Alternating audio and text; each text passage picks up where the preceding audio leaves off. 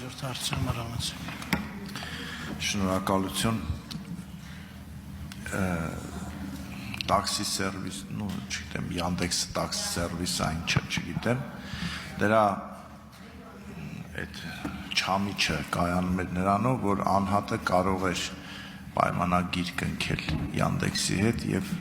պահել իր ընտանիքը։ Այս վերջին շրջանում հայտնվել են ճարպիկ, խոշոր, գերխոշոր տնտեսվարողներ, որոնք ներկրել են մեծ թվով մեքենաներ, պայմանագրեր են կնքել Yandex-ի հետ, որի հետևանքով այն մարդը, որը իր համար մեծ ներդրում է արել ձեռք բերել մեքենա, որ բարի ավելի բարձր կարգի հաճախորդների սպասարկի, հայտնվում են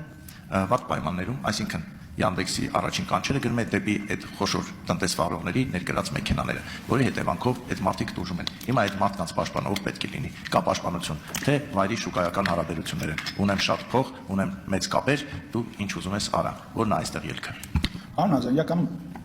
անկեղծ ենք խնդրի մի քիչ շնորհ, Yandex-ը մենք մի անգամ շատ մեծ տուգանել ենք, այսինքն պաշտպան կա, եթե խախտում կա։ Խնդիրը մի փոքր այլ է, ոչ թե գնում է իրաց, որ հիմա Yandex-ի նույնիսկ մենք սահմանաչափերն ենք կարգավորում, կարծում շուտով տեսնենք թվային մենակ Yandex-ի չէ, այսինքն թվային պլատֆորմի միջոցով նմանատիպ ծառայություն ածող ընկերությունների գործակիցների փոփոխություն է, որ ասում են անձրև եկավ բան եղավ, դա պահանջարկ առաջարկի վրա է եւ այդ բոլոր հարցերը կարգավորվում են, ձեզ ցույց կտանք, հանձնաժողովը կարծում եմ տարածաշրջանի միակ կառույցն է եղել, որ որոշել է որպես բան անի ու հիմա մեր փորձով Ղազախստանն է արել եւ Վրաստանն է օգտվում։ Բայց ձեր ասած խնդիրը կա, բայց մի քիչ ուրիշ ձև է, էլի։ Հարցը հետեւելն է։ Մարդը գնել է մեքենա, ինքը էլի շարունակում է Yandex-ի աշխատել, կարողանում է պայմանագիր կնքել, իհարկե իրանցից որևէ մեկը երբեք Yandex-ի հետ պայմանագիր չի կնքել, միջնորդ կազմակերպությունները նախկինում եղեկան եւ դա նորմալ ամբողջ աշխարհում։ Իրանք ինչ են ասում, ես որ բիզնես դասով եմ քշել, հիմա քանի որ կա էլեկտրոդաս, ոչ թե Yandex-ն ուղարկում էլեկտրոդաս, որտեղ մարկաս մեծ մասը ուզում է էլեկտրոդասի ավտոկանչի, որը գնով մի փոքր ավելի էժան է, քան բիզնես դասը, ու թազա մեքենա է, նոր մեքենա է։ Խնդիրը ստեղ է, հիմա ստեղ ճիշտ ասած չկա, էլի հիմա էլեկտրոմեքենաներ են, որը 15000 կամ 18000 է, որը ինքնարժեքի էժան լինելու պատճառով 5-6 տարվա հետ գնելություն ունի կամ ավելի կարճ ենթադրում է։ Գինը դրա համար հասանք 2000 դրամ է 1 կիլոմետր կամ ճանապարհ անցնելու, իսկ բանին է 2200 է։ Մարդը չի ուզում, օրինակ ես ինքս որպես սպառող, անկեղծ ասած, նախընտրում եմ էլեկտրո դասի մեքենա կանչել, որովհետև համ ավելի էժան է, ես հաճախ օգտվում եմ տաքսիներից, համ ավելի մաքուր, համ ավելի թարմ է։ Հիմա այստեղ ճիշտ ասած մտնել բիզնեսին եւ ասել, գիտես, այս ֆունկցիան ուրիշ ձեր փոխի, այստեղ էլ արդար չի, բայց եթե հանկարծ բարձրի, որ ինչ որ պատվեր ալգորիթմ ապարքի աշխատում է, ես անկեղծ ասած Yandex-ի տեղական տնօրենը չի որոշում ուր գնա կամ դժվար կարողանա Հայաստանում 18 կամ 100 ավտոբերով գնալ Yandex-ի տերերի հետ պայմանավորել այդ ալգորիթմը փոփոխություն անեին, ասեն այդ ալգորիթմից եկած ինֆորմացիան տեղափոխին։ Այստեղ խնդիրը դրա մեջ անդամին է։ Խնդրեմ։ Արտական կամեց։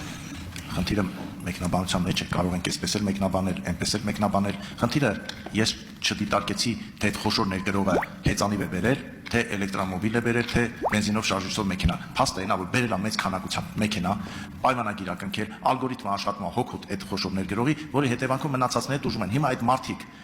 ունեն պաշտպանություն, թե չունեն, որ իրենք հասկանան ինչ են անում։ Ինչ վերաբերվում է էլեկտրոնա լավա թե չէ, ես էլ չեմ սիրում, որ էլեկտրոյա գալիս, որովհետև ես դեռ չգիտեմ դրա մարկոսները մարդու համար վտանգավոր են թե չէ։ Հիմա հարց.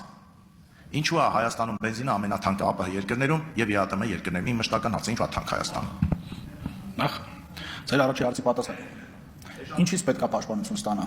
Ասում ենք ունեք պաշտպանություն, տպավորությունն է, որ կա մրցակցային խնդիր, ես էլ որ հիմա ասեմ, չէ, չունեմ պաշտպանություն, ասում ենք ոնց, բաց կար խնդիր, ասես չունեմ։ Ինչից պաշտպանվի։ Շուկայա, համեն կա, դուք կընտրեք այն մյուս դասը կգնաք, այն մյուս դասով, ես կընտրեմ այն մյուսով, երրորդը կընտրի էկոնոմով կգնա առաջ։ Ուզում ասեմ, գնանք Yandex-ի բիզնեսին ասեն, գիտես, քո էլեկտրոյի գինը բարձրացրա բերե, որ ես մարդիկ ստիպված օգտվում բերեն, հետո գալու եք ասեք, բայց սպառողը, որ խիչ կտվեցիք այդ հնարավորությունը ավելի էժան ծառայությունից օգտվի։